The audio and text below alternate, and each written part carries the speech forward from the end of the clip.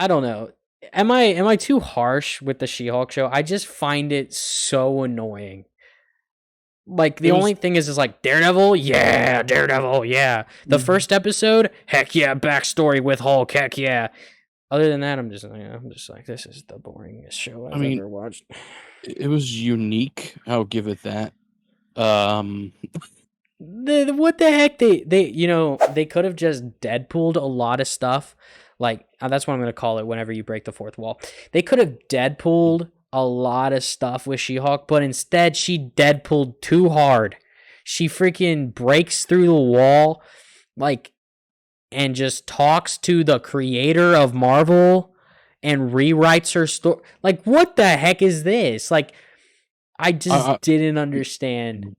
I'm actually glad she rewrote that part of the story because I don't know what was going on. Then You know, write but a better story, like in general. It's like you're making fun of yourself. Whoever directed the show, they just made fun of the stupid ideas that they couldn't come up with. yeah, I'm kind of curious about how she's gonna, work with the other Avengers, in the next Avengers movie if That's she's what in I'm it, afraid of. you I know, am afraid. or if she and Deadpool meet. How many walls are they gonna break together? Are they gonna break walls together? Is she gonna break up with Daredevil for Deadpool? Who knows? Is there gonna Dead. be a secret love thing going on between She-Hulk and Deadpool? I mean, she already had one with Daredevil, so might Yeah, as well. I mean, if you really Might as think well. about it, Daredevil and Deadpool should fight. Now that you know what, that would be the coolest fight ever. If you really think about it, that'd be pretty cool. hmm But I I think was thinking in my head, Deadpool would absolutely dominate, but then I started thinking about Daredevil, and I'm like, no, he would hold up his own. Yeah. I think Daredevil would be doing pretty good fighting up somebody who's basically immortal. And then if he Mhm. dies, he can just rewrite himself back into the script. Anyway, it's just way too much. And I think they should just Mhm. keep it clean. Like they did a really good job with just how Deadpool does it. God, I miss cocaine. Her. Fourth wall break inside a fourth wall break. That's like 16 walls. She's like Robin to my Batman, except she's old and black and blind. And I think she's in love with me. And then She-Hulk just goes way out. Right. Just like, nope, please no. This is not how I wanted it. I mean, I liked how Mel Blonsky kind of showed himself a little bit different in She-Hulk. Mhm. I'm going to try to talk positive about She-Hulk. I like how Mel Blonsky was displayed in that show by showing like how he felt. Like he was like Yeah. he thought he was the good guy, but he wasn't. Well, I'm just happy that he showed up altogether, honestly. Yeah, I think he also made that show a little bit better. Was Mel Blonsky? I've been looking forward to the Abomination's return Yeah. ever since the Incredible Hulk. Ever since I saw Yeah. him in Shang-Chi, it just revamped my mind. Like, oh my goodness, I rewatched Incredible Hulk. I'm like, this is coming. It's coming. We're gonna see some more Abomination. And then he was there for about 5 minutes, but it was still cool. And like them reminding us and canonizing Incredible Hulk, just trying to remind us that this is still a thing, even though it's not the same actor. It's still the same thing.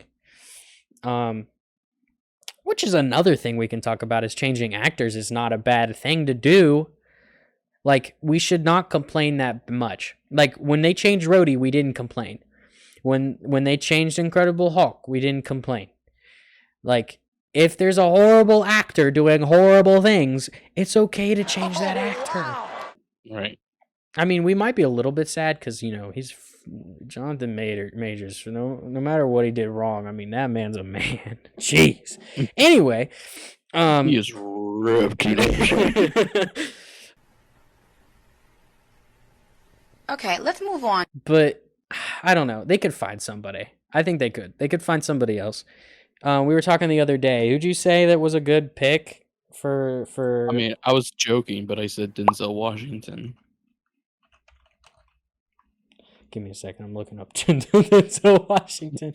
You know what? Hold on. Denzel Washington is 68 years old, which I'm not doubting he could do it, obviously, but okay.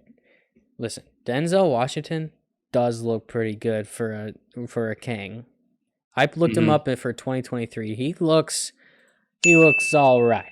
He looks pretty good. I think that they could do something with Denzel. That's a good pick. I like that. Even though Denzel's good in anything, honestly. Make it rain.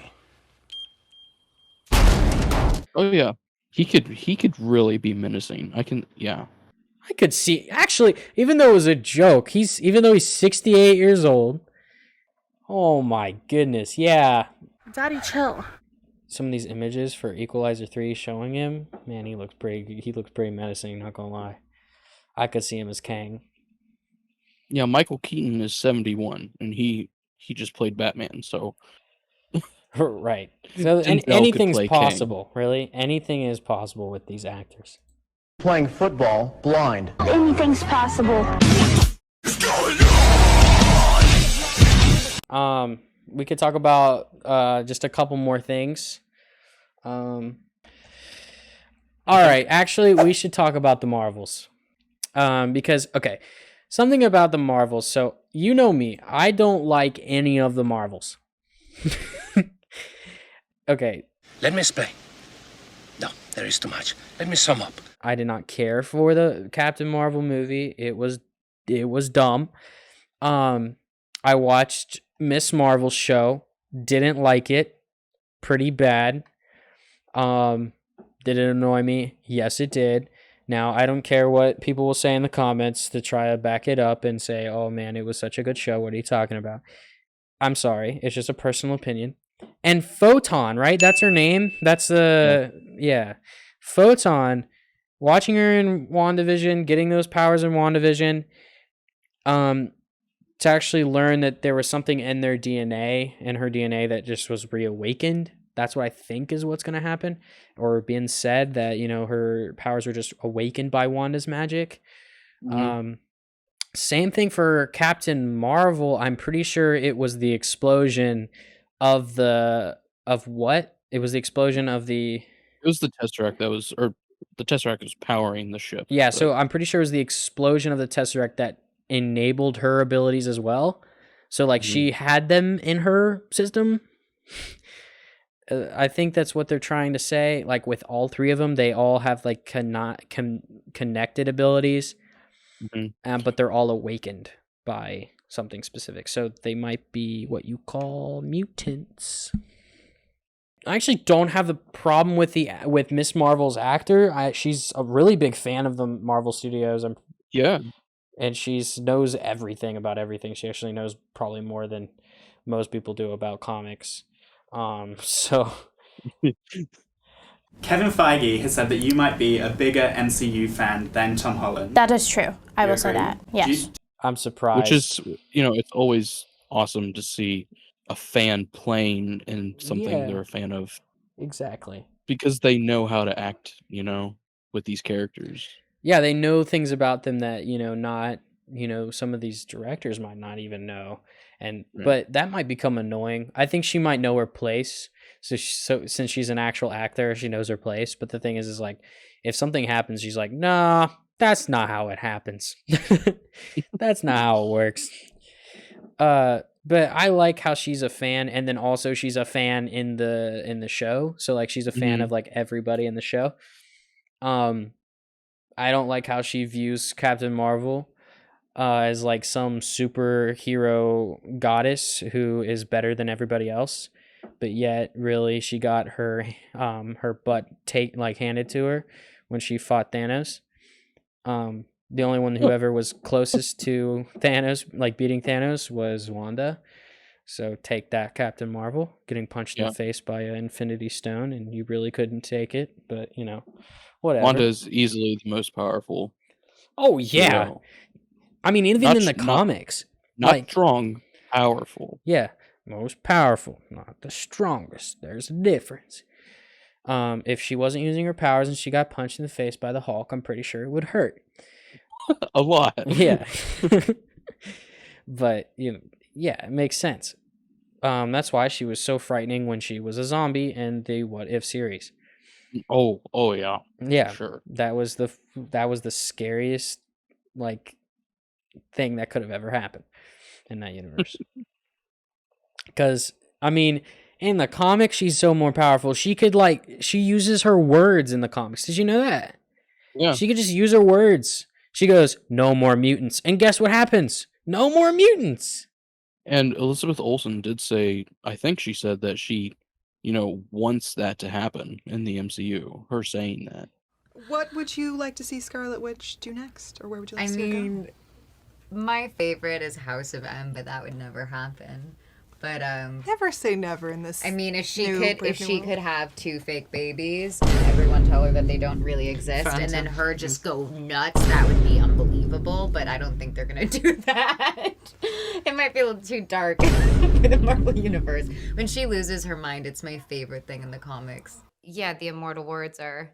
I mean, those. I would love to be able to say them in some capacity to make it work for the MCU. Yeah, I think they're going to do some form of reverse. I think she's going to say Rise of the Mutants or something like that. Like, she's just going to use her words and, like, say awaken these mutants or awaken the mutants or whatever.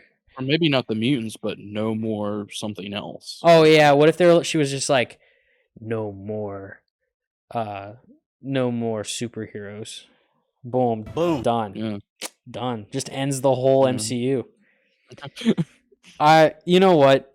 Because at some point in my mind, I think, man, that's so dark and grim to think about that, like, at some point, this does have to end. Like, the MCU does have to end at some point. Hold on. Wait.